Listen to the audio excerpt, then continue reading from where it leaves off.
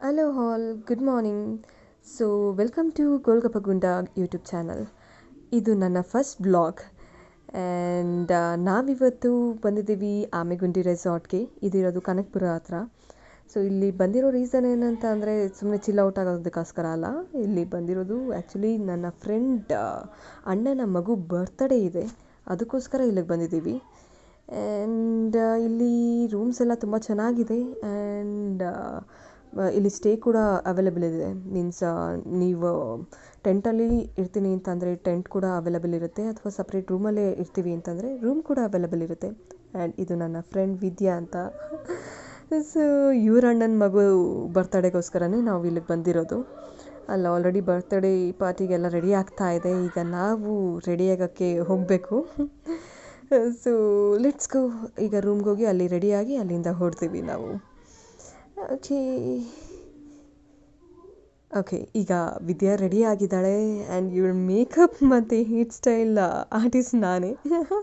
ಅಂದರೆ ನಾನೇನು ತುಂಬ ಚೆನ್ನಾಗಿ ಮೇಕಪ್ ಮಾಡಿದ್ದೀನಿ ಅಂತ ಏನಿಲ್ಲ, ಜಸ್ಟ್ ಅವಳಿಗೇನು ಜಾಸ್ತಿ ಮೇಕಪ್ ಅವಶ್ಯಕತೆಯೂ ಇಲ್ಲ. So just lipstick and eyeliner ಅಷ್ಟೇ.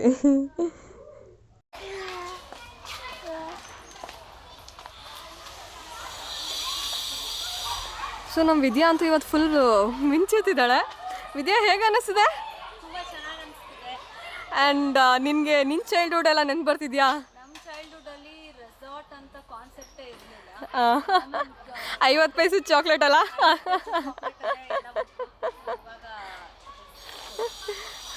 ಗುಡ್ ಅಲ್ಲ? ಕೆಲವು ಸರಿ ನಮ್ಗೆ ಜಲಸ್ ಆಗುತ್ತೆ, ಛೇ ನಮ್ಮ ಕಾಲದಲ್ಲಿ ಈ ಥರ ಇರಲಿಲ್ವಲ್ಲ ಅಂತ. ಎಸ್, ಹಾಗೆಲ್ಲ ಇದಿರ್ತಾನೆ ಇರಲಿಲ್ಲ. ಜಸ್ಟ್ ಸ್ಕೂಲ್ಗೆ ಹೋಗಿ ಚಾಕ್ಲೇಟ್ಸ್ ಅನಿಸಿದ್ರೆ ಮುಗ್ದೋಯ್ತು.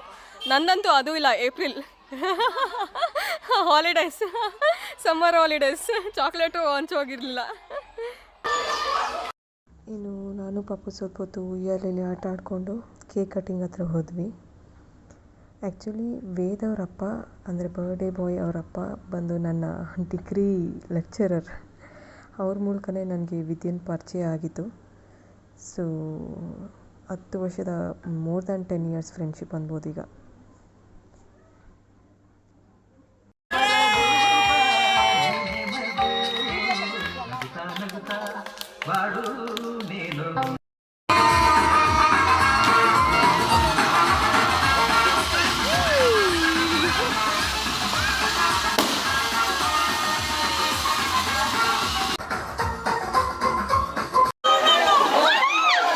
ಸ್ವಿಮ್ಮಿಂಗ್ ಪೂಲನ್ನಂತೂ ಉಚಿತ ಈ ಥರ ರಚಿಸಿದ್ದಾರೆ.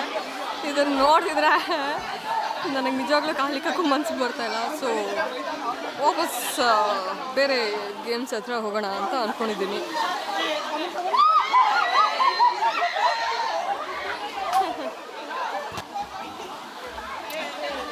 ಸೊ ಇದು ನನ್ನ ಫ್ರೆಂಡ್ ಜಗ್ಗಿ ಅಂತ. ಜಗ್ಗಿ, ಹೇಗೆ ಅನ್ನಿಸ್ತಿದೆ ಸ್ವಿಮ್ಮಿಂಗ್ ಪೂಲ್ ನೋಡ್ತಿದ್ರೆ? ಹೋಗಿ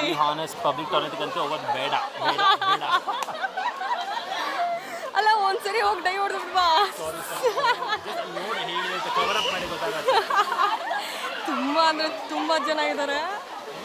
ಸೊ ಇದನ್ನ ನೋಡಿದ್ರೆ ನಿಜ ಹೋಗಿ ಮನಸ್ಸೇ ಬರ್ತಾಯಿಲ್ಲ. ಲ್ಯಾಂಡ್ ಗೇಮ್ಸ್ ಬೆಸ್ಟ್ ಅನ್ಸುತ್ತೆ ಇದನ್ನ ನೋಡಿದ್ರೆ.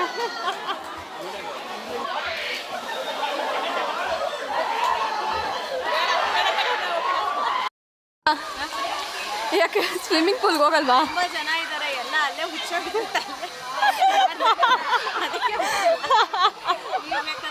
ಬೇಡ ಬೇಡ, ಸಂಡೇಸ್ ಬರಬೇಡಿ. ಇಲ್ಲೊಂದು ಗೇಮ್ ಇದೆ.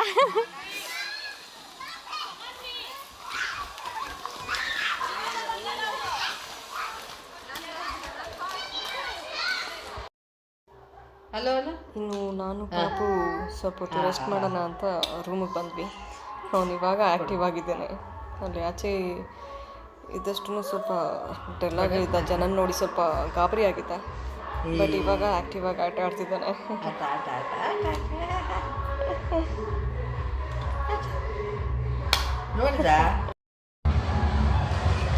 ನಾನು ಪಾಪು ಮತ್ತು ನನ್ನ ಫ್ರೆಂಡ್ಸ್ ಎಲ್ಲರೂ ಬ್ಯಾಡ್ಮಿಂಟನ್ ಹತ್ರ ಬಂದ್ವಿ. ಸೊ ಜಿಗಿ ಮತ್ತು ವಿದ್ಯಾ ಇಬ್ಬರು ಬ್ಯಾಡ್ಮಿಂಟನ್ ಆಡ್ತಿದ್ದಾರೆ. ನಾನು ಪಾಪ ಕೂತ್ಕೊಂಡು ನೋಡ್ತಿದ್ದೀವಿ. ಆಮೇಲೆ ಜಾಯ್ನ್ ಆಗೋಣ ಅಂತ. ಅವ್ನು ಬಿಡ್ತಾಯಿಲ್ಲ, ಆ್ಯಕ್ಚುಲಿ ನನ್ನ ಕೈ ಬಿಡ್ತಿಲ್ಲ ಅವನು. ಸೊ ಆಟ ಆಡೋಕ್ಕಾಗ್ತಿಲ್ಲ, ಏನು ಯಾವ ಗೇಮ್ನು ಪ್ಲೇ ಮಾಡೋಕ್ಕಾಗ್ತಿಲ್ಲ ಅವ್ನು ಇಟ್ಕೊಂಡು. ಜಗ್ಗಿ ಅಂತೂ ಫುಲ್ ಸುಸ್ತಾಗೋಗಿದ್ದಾನೆ ಬ್ಯಾಡ್ಮಿಂಟನ್ ಆಡ್ತಾ ಆಡ್ತಾ.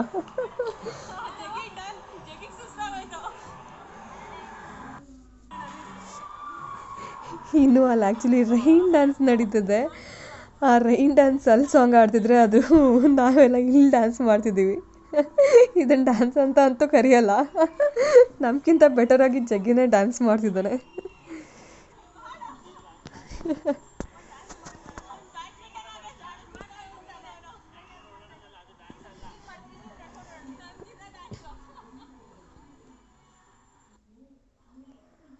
ಇನ್ನು ನಾನು ಸ್ವಲ್ಪ ರೆಸ್ಟ್ ರೂಮ್ಗೆ ಹೋಗ್ಬಿಟ್ಟು ಬರೋಣ ಅನ್ನೋಷ್ಟೊತ್ತಿಗೆ ಆಗಲೇ ನನ್ನ ಮಗ ಅಳ್ತಿದ್ದ.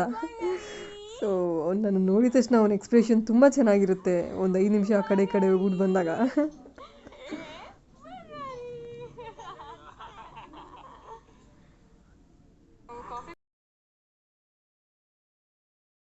ನಾವು ಕಾಫಿ ಕುಡಿಯೋಕ್ಕೆ ಅಂತ ಬಂದಿದ್ದೀವಿ. ಕಾಫಿ ಕುಡ್ಕೊಂಡು ಈಗ ಓಡೋದು. ನಮ್ಮ ಜಗ್ಗಿ ಅಂತೂ ಫುಲ್ ಸುಸ್ತಾಗ್ಬಿಟ್ಟಿದ್ದಾನೆ ಬ್ಯಾಡ್ಮಿಂಟನ್ ಎಲ್ಲ ಆಡಿ.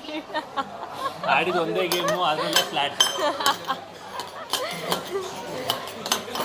ಬಾಯ್ ಬಾಯ್ ಜಗ್ಗಿ, ಬಾಯ್ ಬಾಯ್. ಗುಂಡಿಂದ ನಾವೀಗ ಹೊರಟಿದ್ದೀವಿ. ನಮ್ಮ ಯಶಸ್ವಿ ಅಳ್ತಾ ಇದ್ದಾಳೆ. ಯಶಸ್ವಿ ಯಾಕೆ ಅಳ್ತಿದ್ಯಾ ನೀನು? ಯಾಕೆ ಅಳ್ತಿದ್ಯಾ ಯಶು? ಯಾಕೆ ಅಳ್ತಿದ್ದೀರಾ? ರೆಸಾರ್ಟಿಂದ ವಾಪಸ್ ಹೋಗ್ತಿದ್ದೀವಿ ಅಂತ ಇವಳು ಅಳ್ತಿದ್ದಾಳೆ. ಟಿಟಿಲಿ ಹೋಗ್ಬೇಕಾ ನೀವು? ಇಷ್ಟೊತ್ತವರೆಗೂ ಹೊಡೆದಿಲ್ಲ, ಇವಾಗ ಹೊಡಿಸ್ಕೊಂತೀಯ ಬಾ. ಬೇಡಮ್ಮ ಬನ್ನಿ. ಸೊ ಈಗ ವಾಪಸ್ ಮನೆಗೆ ಹೋಗ್ಬೇಕಾದ್ರೆ ನನಗೊಂದು ಕವಿತೆ ನೆನಪಾಗ್ತಿದೆ. ದ ರಾ ಬೇಂದ್ರೆ ಅವ್ರು ಬರೆದಿರೋದು.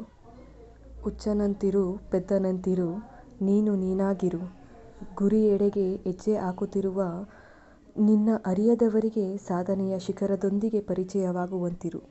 ಎಷ್ಟು ಚೆನ್ನಾಗಿದೆ ಅಲ್ಲ? ಸೊ ಅವ್ರೇನು ಅನ್ಕೊತಾರೆ, ಏನು ಅನ್ಕೊತಾರೆ ಅನ್ನೋದ ಬಿಟ್ಟು ನಮ್ಮ ಕೆಲಸ ನಾವು ಮಾಡಬೇಕಷ್ಟೆ.